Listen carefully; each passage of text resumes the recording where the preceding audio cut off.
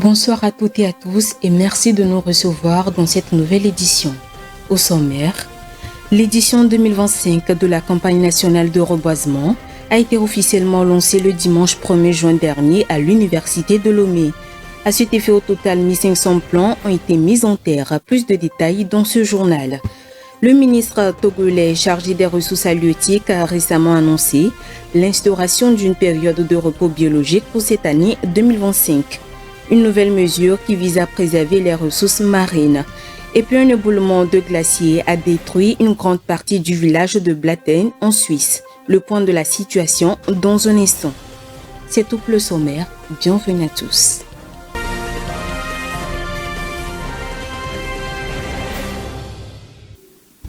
La campagne nationale de reboisement au Togo a été officiellement lancée le dimanche 1er juin 2025.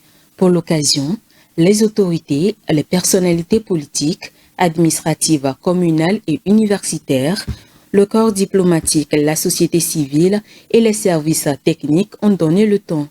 Au total, 1500 plants de différentes essences ont été mis en terre sur un site de 3 hectares à l'université de Lomé. Reportage Viva Samana et Emika Ngache. C'est sur ce site de 3,5 hectares de l'université de Lomé que plusieurs hautes personnalités du pays ont donné le top départ de la campagne nationale de reboisement 2025. Au devant de celle-ci, l'on retrouve Madame le gouverneur du Grand Lomé, le président de l'université de Lomé, les membres du corps diplomatique accrédité au Togo, des députés, des maires et les organisations engagées pour la protection de l'environnement. Des services techniques à l'instar de l'Agence nationale d'assainissement et de salubrité publique ANASAP ont également répondu présents à ce devoir éco-citoyen.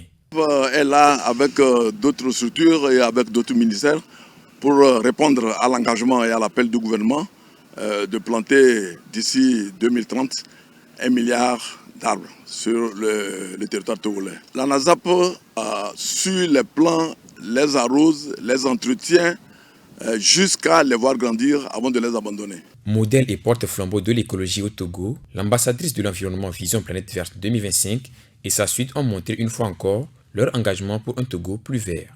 En tant qu'ambassadrice, je suis dans l'obligation de donner l'exemple positif en venant ici à mes jeunes frères, mes jeunes sœurs pour dire le reboisement c'est une question qui nous concerne tous, peu importe notre domaine d'activité, peu importe ce que nous faisons, nous sommes concernés par le reboisement parce que les changements climatiques, les effets négatifs du changement climatique agissent sur tout le monde.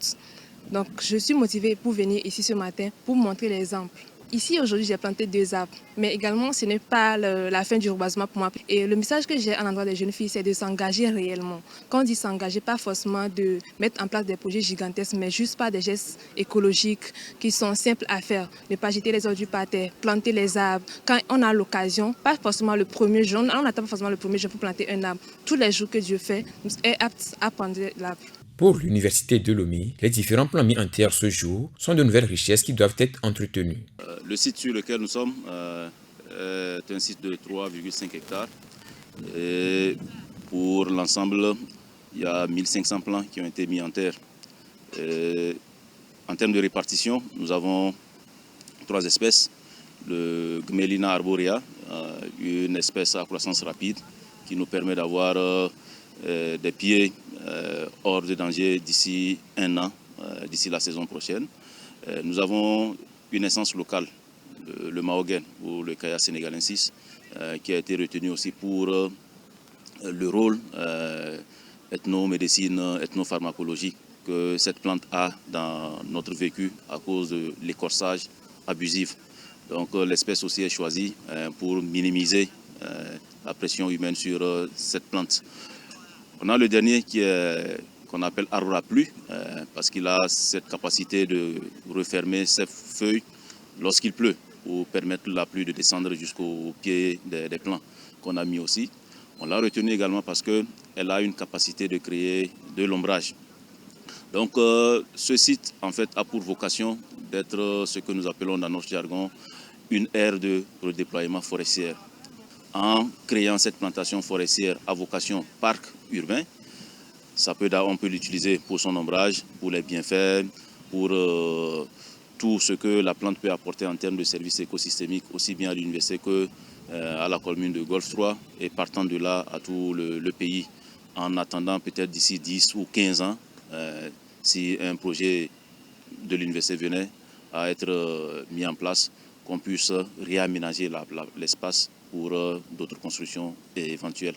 L'ambition décennale des plus hautes autorités du pays de planter 1 milliard d'arbres à l'horizon 2030 est une fois encore boostée en ce jour. La campagne est alors lancée et chaque Togolais est invité à reboiser à chaque occasion. Retenons que pour le lancement officiel de cette nouvelle campagne de reboisement, 2 millions de plants ont été mis en terre en ce 1er juin sur toute l'étendue du territoire national. Toujours dans le cadre de la commémoration de la Journée nationale de l'arbre, le maire de la commune Golf 5 Osiaboka a marqué l'événement par une action symbolique et engagée en faveur de l'environnement. Dans le quartier de Didjolé, le maire et ses collaborateurs se sont mobilisés pour une action de reboisement.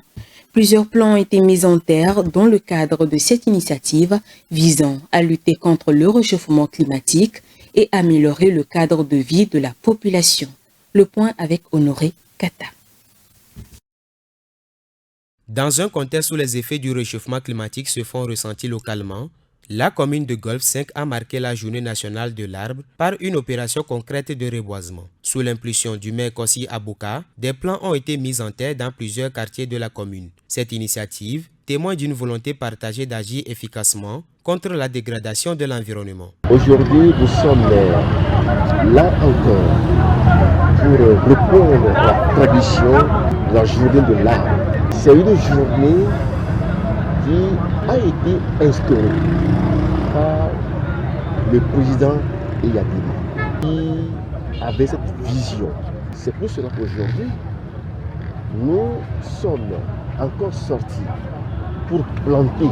La collaboration entre acteurs publics et privés, notamment avec le soutien de la compagnie Askai, reflète une prise de conscience collective des enjeux écologiques. L'objectif est de renforcer le couvert végétal local, facteur essentiel pour améliorer le cadre de vie et atténuer les effets du changement climatique en milieu urbain. Une initiative comme celle-ci, qui consiste à planter des arbres, est la bienvenue et Askai ne peut pas, de par sa nature, ne peut pas y participer. C'est pour ça que quand l'occasion s'est présentée, nous nous sommes engouffrés dans cette initiative pour exprimer encore plus notre côté de compagnie citoyenne. Au-delà de la plantation, l'attention portée à l'entretien et à la protection de ces jeunes arbres est déterminante pour garantir leur pérennité. La chose est d'entretenir l'arbre. Mais nous avons pensé autrement. Que nous devons avoir un système d'arrosage des plants. Parce qu'on a vu que partout où on a planté, après quelques mois, quand vous vous rendez sur les lieux, il n'y a aucun arbre. Il n'y a pas d'entretien. Donc nous avons pris soin d'avoir des tricycles qui sont dotés de systèmes d'arrosage. Et ces tricycles-là, il faut que nous plantons, circulent tous les matins et tous les soirs pour aller arroser les plants. Ceci pour que les plants puissent survivre. Ce geste concret souligne ainsi l'importance d'un engagement collectif pour préserver l'environnement et préparer un avenir plus équilibré dans un contexte de dérèglement climatique. L'association Reboisons Vite le Togo, en collaboration avec le ministère togolais de l'Environnement, avec l'appui de la FAO, a procédé le 30 mai dernier au lancement officiel du sous-projet Attignon 2. Porté par le projet Renforcement de la résilience au changement climatique des communautés côtières du Togo, R4C Togo, l'initiative est de poursuivre les actions d'Attignon 1 en reboisant les plages dans les communes Golfe 1, 4 et 6. Le commentaire est signé Léonce Sago. Afin d'assurer la continuité du sous-projet Attignon entamé en 2023, l'association Reboisons Vite le Togo a lancé le vendredi dernier à Peace Beach la deuxième phase dénommée Attignon 2. Placée sous le projet Renforcement de la résilience au changement climatique des communautés côtières du Togo, R4C Togo, cette démarche consiste à reverdir les plages de Lomé dans les communes 1, 4 et 6 en les reboisant de cocotiers. Il sera également mis en place une pépinière des plants forestiers et fruitiers. Avec le soutien du ministère de l'Environnement et des Ressources forestières et l'appui financier de l'Organisation des Nations Unies pour l'agriculture et l'alimentation FAO, cette initiative servira également à améliorer les conditions de vie des populations concernées. Il s'agit concrètement de reverdir la plage avec 10 hectares de cocotiers. On va mettre au total 2500 cocotiers sur dans la commune Golfe 1, Golfe 4 et Golfe 6 pour reverdir la plage et restaurer la plage comme c'était avant. La particularité, c'est que l'édition 1, on avait jumelé avec la sensibilisation. Et cette fois-ci, le volet sensibilisation, on a vu que ça a pris. Donc il faut maintenant aller au volet 2, la production des plants en masse pour que les élèves, la population sensibilisée puissent avoir les plants gratuitement et faire le reboisement. Ce projet est porté à hauteur de 40 millions qui consiste, comme je l'ai dit, à créer un centre permanent de production de plants. Et chaque année, nous allons mettre en place 200 000 plants. Justement, si vous voyez ce projet, c'est un projet qui s'étale sur 15 mois. Sur 15 mois, nous avons à faire le reboisement, la fertilisation et le suivi. Et dans ce suivi, on a prévu faire les puits, les forages sur les plages pour aider les maraîchers et les riverains à trouver l'eau pour arroser au moment de la sécheresse. Donc c'est un suivi qui est multiforme. Et nous avons signé les protocoles d'accord avec les communes et qui, ensemble, on va gérer ça mutuellement. On va protéger ça mutuellement. Les becs et les services de protection de la côte sont avec nous. Les mairies les ont mis à notre disposition pour que la protection vraiment soit une réussite parfaite. Quand vous voyez, aujourd'hui, c'est un lancement. 1er juin, bien la journée de l'arbre, ce n'est pas le 1er juin seulement. Depuis que la pluie a commencé, on a déjà commencé à mettre en place les plans pour être au même niveau avec la pluie. Si on va attendre que le 1er juin seulement, on ne pourra pas. Donc ce qu'il y a à dire, on a déjà commencé et d'ici 2 semaines, les 2500 cocotiers vont être mis en terre. Donc on a déjà planté presque la moitié. Il reste seulement quelques plants à terminer. Voilà. Soulignons que la première campagne a permis de recouvrir 15 hectares sur 57,5 hectares dans les 3 communes, avec au total 3375 cocotiers plantés. À travers Attignon 2, l'association entend contribuer à la vision du gouvernement togolais qui est de reverdir le pays de 26% d'ici 2030. Notons que la RVT œuvre dans la lutte contre le changement climatique et pour une agriculture durable. À l'issue de cette cérémonie de lancement, de jeunes cocotiers ont été symboliquement mis en terre par les parties prenantes, notamment le chef canton de Baie, les représentants des communes Golfe 1, 4 et 6 de la FAO, du ministère de l'Environnement et des Ressources forestières et le président de la RVT, ainsi que les populations riveraines. Le gouvernement togolais se lance dans une approche préventive pour protéger ses ressources en eau avec l'instauration d'une nouvelle période de repos biologique pour cette année 2025. Annoncée par le ministre d'État chargé des ressources halieutiques, cette nouvelle mesure vise à renouveler le stock halieutique et à retrouver un équilibre écologique. Suivant.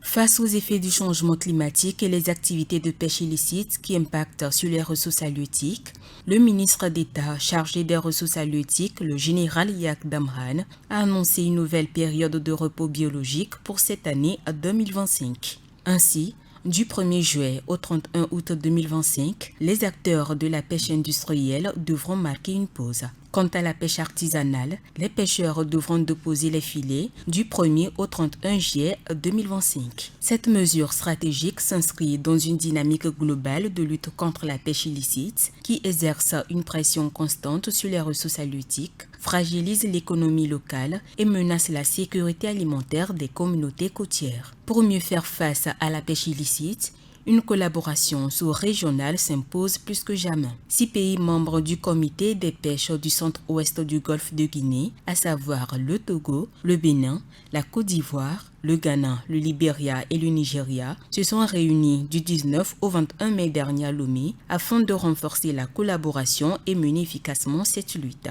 Outre la création d'un registre régional des navires autorisés, le Togo et ses voisins se sont concertés à définir une période de repos biologique stricte pour une exploitation durable des ressources halieutiques. En adoptant cette démarche préventive, le Togo affirme son engagement pour une pêche durable et compte sur la collaboration de ses voisins pour assurer la gestion commune des ressources marines.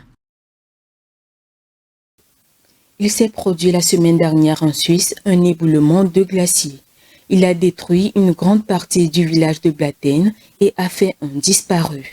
Les autorités suisses s'inquiètent d'une potentielle formation de lacs artificiels et d'une possible inondation. Léonce Sagbo. Un événement hors du commun. L'éboulement du glacier de Birch, survenu la semaine dernière dans le sud de la Suisse, a détruit le village de Blatten et fait une victime non retrouvée jusqu'à ce jour. C'était un habitant de la région, âgé de 64 ans, qui, selon les informations de la police cantonale, se trouvait dans la zone au moment de l'événement. 3 sauveteurs ont été déployés pour rechercher le disparu avec un drone équipé d'une caméra thermique, précise la police dans un communiqué. Le maire de cette petite commune a déclaré qu'ils ont certes perdu le village aujourd'hui, mais pas leur cœur. Ce village, qui comptait 300 habitants, a été complètement évacué. L'effondrement du glacier était déjà attendu depuis des jours, car de nombreux éboulements de roches s'étaient déjà produits dans la partie montagneuse qui le surplombe. L'incident a été attribué pour le moment aux mauvaises conditions météorologiques. On pouvait voir un immense nuage de glace et de gravats dévaler la pente de la montagne, surplombant la vallée où coule la rivière Lonza et où se trouve Blatten. Le phénomène a été enregistré par toutes les stations sismiques du pays. La situation est tellement instable que les autorités écartent pour le moment toute intervention sur le site. L'une des inquiétudes est le barrage naturel qui s'est formé sur la rivière Lonza et qui provoque la formation d'un lac. Ce dernier grossit heure par heure, faisant craindre des inondations en aval. Pour l'heure, l'armée s'est rendue sur place pour évaluer la situation et faire un point précis des moyens à mettre en œuvre, a précisé Martin Fischer, responsable cantonal de la défense et de la sécurité civile. Ainsi se referme cette édition. Merci de l'avoir suivi. L'information continue. Agréable soirée à tous. Green TV International, we revive the environment.